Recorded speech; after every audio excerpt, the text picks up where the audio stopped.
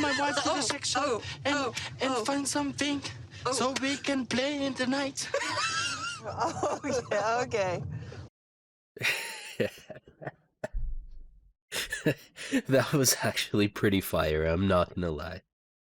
Well, hello 90 Day fans. Season 6, Episode 8, All Shook Up, Let's Go.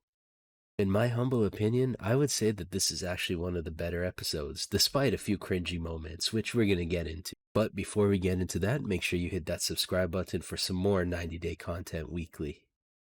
Alright, so we're gonna start off with Elizabeth and Andre. You guys were like ranting and raving about him not working, and then he's finally working, and like you have something to say about that. Why do you think that we wanted him to work? So you could be like taken care of, basically. And he's making money now. Yeah, but now he's in the family He's making business, good and money. that's not working out either. Now, if you didn't watch the last episode, Becky and Elizabeth had a fight that literally rocked the boat. What it stemmed from was Elizabeth actually went out and confronted Becky about all the things she said about Andre. So now Elizabeth's not too sure that she should go on this RV trip that they're planning, which I fully agree. Why would you want to be with these lunatics that are just going to hate on you? I think it's something like 16 hours they're planning to do. Andre's actually down for this RV trip because he wants to bond with Chuck, really. So he kind of urges that Elizabeth fix her relationship with her sisters. So as you saw in the clip, the meeting that Elizabeth had with her sisters did not go well. All they ended up doing was having a yelling match, and even when things seemed like they were going to calm down, they ended up yelling again. And it's the usual thing that they talk about. Basically, they're questioning his motives, and you know what's funny about it? Andre himself actually says that he just wants to work with Chuck to keep his green card. And not only that, he says that he wants to use this business and experience as a stepping stone, along with the father-in-law's money as well, to help start his business. So it's kind of weird, but I also can't blame them for thinking this way. But then they all realize that, you know, the father actually wants to do this to keep his family together, so they're going to try their best to cooperate. Do I think that it's going to work out? No. Do I think that it's going to make for good TV? Hell yeah. Natalie, I want you to pick a scarf. No, I don't. Why? I talked to my mom. I explained how we beautifully spent our celebration. And I said everything to my mom, and she said her opinion. And she said to me, please don't talk to Trish. Mike and Natalie, here we go. So we know for damn sure that this trip has not been a success for Mike and Natalie. Natalie and Trish are having all kinds of issues, and in the first segment it shows that they're prepared to leave, to go back home. But it's a very awkward situation because Natalie is just not talking to Trish at all. She straight up ignores her. Trish goes to offer her a scarf and she literally just walks right past her. Shortly after, Natalie gets so mad that she actually just goes and sits in the car and locks the door. This, of course, led to another argument, and it shows that Mike and his mother actually team up to bully Natalie a bit there. Mike just chalks it up to her acting like a child, and the funniest and probably one of the most savage things I've heard in a long time on this show, Trish tells Mike to give Natalie $5,000 just to send her back to Ukraine. Jeez. The strange thing about all this is that Mike is acting like nothing happened. He's acting as if Natalie didn't tell him that Trish called her a hooker, which again, I don't think she did. I think maybe she said something like, hey, you're an awesome cooker. But I could be wrong. Things get even more awkward as the person who drives them to the airport is Trish herself. And then when they get to the airport, Natalie just walks away from them and goes straight through security rather than say goodbye to Trish. She even ignores Mike, actually. But we do see a good scene. Mike and his mother have an emotional farewell, and it is kind of touching to see. But he does say he plans to reevaluate his life and his marriage with Natalie when he gets settled down back home. You know, this whole situation could have been avoided a bit if Mike actually communicated between both people, if he was like a mediator. But the thing is, he kind of just played it off like he didn't hear anything from either side, you know? My thoughts on this? I didn't think they would make it this far to begin with, and they always surprise me when they do come through every situation. I think they're done after this, though. Like, I see this breaking down, and it's probably going to end very dramatically, which for them sucks, but for us, it's going to be awesome. What if he gets denied and he can't come? What will happen then? What are we gonna do? Fingers crossed that he gets approved, right? Wait, if he gets denied, we're gonna have to move to something. No. That's what Dad thinks or Dad wants, but I don't think we can do that because that's not fair to you if you don't like it. But Out of everyone in this scenario, I think Daniel is the smartest. Not too much actually happens with Tiffany and Ronald on this episode. Basically, Tiffany goes over to her mother and they have a discussion about Christmas. For them, their family tradition is Christmas, like they make it a huge deal. But she found out that Ronald wants her to come to South Africa with the kids for the holiday, since the borders are open. And as crazy as that is, he also wants them to stay for 3 months, which is even crazier. Tiffany's mother wants her to actually plan around it and maybe come back in time for Christmas, but we'll see what happens with that. Obviously, as you saw in the clip, Daniel doesn't want any part of staying in South Africa. He'd rather just take a little vacation and come back, or have his father come to stay permanently. They are definitely going to go to South Africa, but I highly, highly, highly doubt that they're going to stay there. Not only does Daniel not want it, but Tiffany herself prefers not staying there. Like, it's better for the kids, obviously, in the States. I remember seeing on the previous season that it was really dangerous for her to even give birth in South Africa. Imagine, like, if anything happens to the kids. But yeah, all of this is pretty much dependent on Ronald, because if he doesn't come through with his interview, and he doesn't get his stuff together, they are going to split, and she is taking the kids with her. Do I see it working out? Somehow I feel like this one's going to surprise us, and it's going to work out. This is just not respect what we want. And happy birthday, Ron, and we leave this party. Fine. This was just like so drama. It was amazing. Of course, Brandon's parents would actually not listen to him and combined his dad's birthday with a second wedding. That's not what they wanted at all, but it happened. I mean, it's the dad's 70th birthday. I mean, why? Maybe just bring it up, but why would you split half the room for them and half for him? Like, you're taking away from his day, and they didn't want that at all. Like, they just wanted to be low key.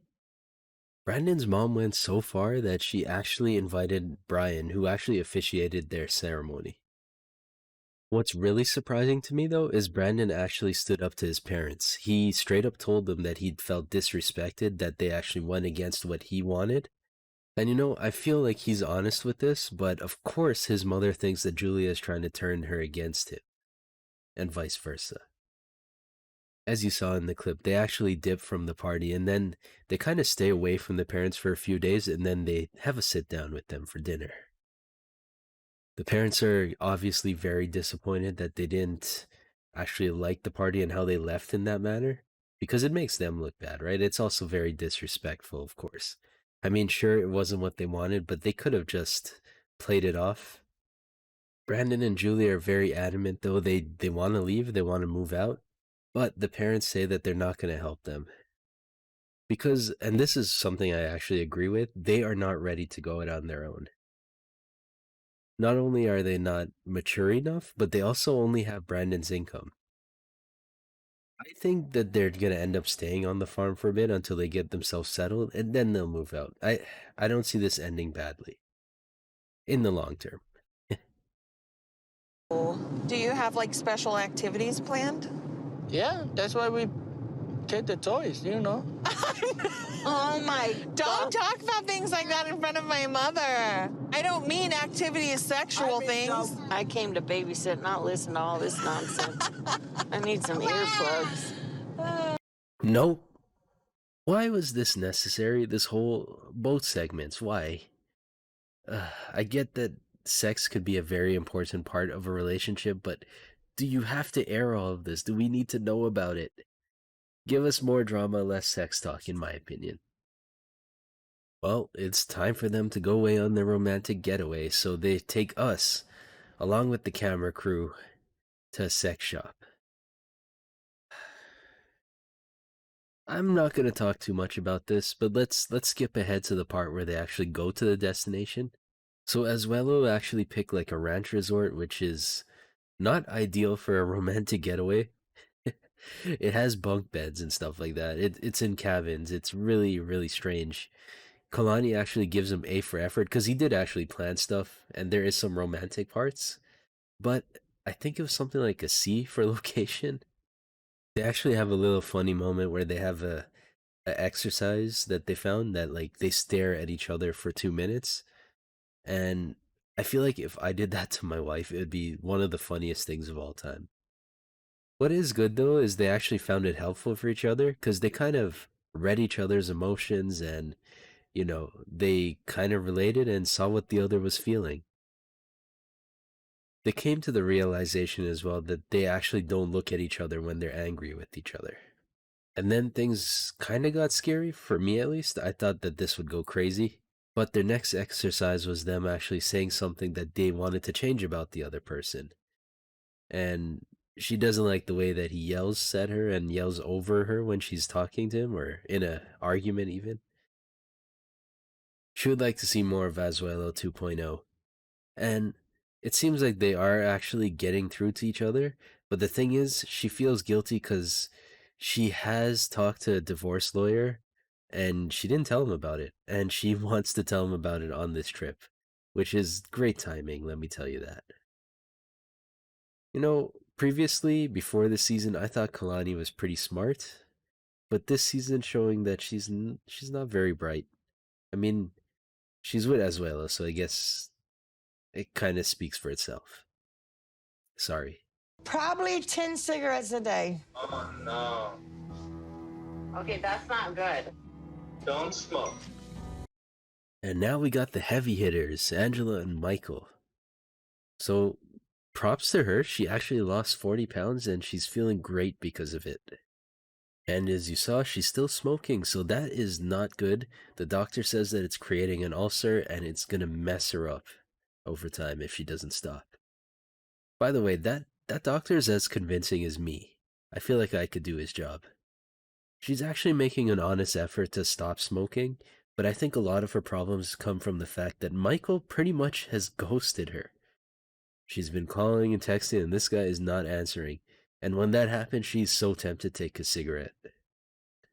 So what the doctor actually recommends is that she actually goes for either acupuncture or hypnotherapy, which I don't believe in either of those, but I don't think she does either, to be honest with you.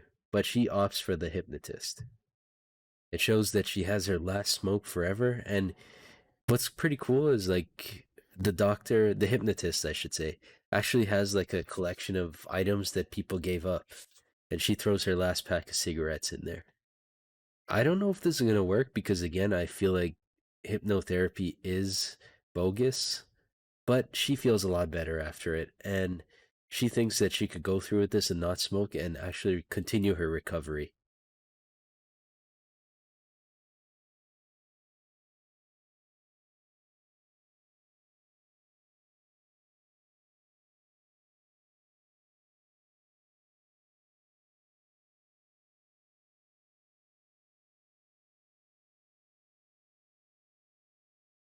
As for Michael, I don't recall actually seeing him in the episode at all. Hopefully we do see or hear from him soon. In any case, this season he is definitely the villain out of the two. Usually it's her. This time it's him. Do I see them lasting? I want to say yes because I like them so much, but I think this is the final straw for Michael. He might be out. He may not return again. But yeah, hopefully it works out. And that is everything. Holy crap, what an episode. After the episode, my wife turned to me and she's like, that was a great one. And I agree. I would give it probably an 8.5 out of 10. And it looks like we have a lot to look forward to on the next episode. We're going to see the RV ride from hell. Mike and Natalie are going to fight as usual. Yay. Kalani is going to tell Asuelu about what she did. And tragedy strikes as we find out that Yara has COVID. That's probably why they weren't on the last episode. And that is all for now. Like or dislike the video if you can. comment, because I do reply to every comment, and drop a subscribe and hit that notification bell if you want more 90-day content weekly. Thank you for watching, and I will see you next time.